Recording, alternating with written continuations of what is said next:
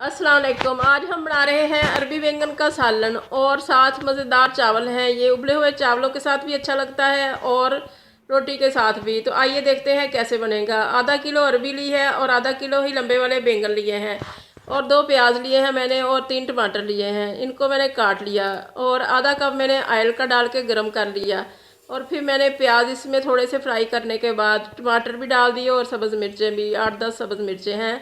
इसमें मैंने नमक मिर्च भी साथ ही डाल दी और पानी डाल के भूनने लग गई।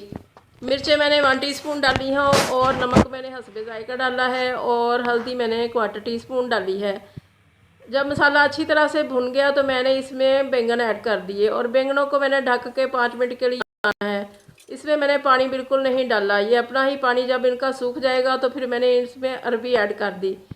अरबी को अच्छी तरह से गलाने के लिए आधा कप मैं पानी का डालूँगी। फिर बैंगन भी हम लोग अच्छे गले हुए इस्तेमाल करते हैं, बिल्कुल मैश किए हुए हमें पसंद है। तो ये देखिए सालन की लुक कितनी अच्छी लग रही है। बैंगन भी गल चुके हैं और अरबी भी गल चुकी है और इसे आप भी बनाएं। अल्लाह करे आपकी बहुत अच्छी बने। दुआओं में याद रखिएगा। अल्लाह हाफिज़।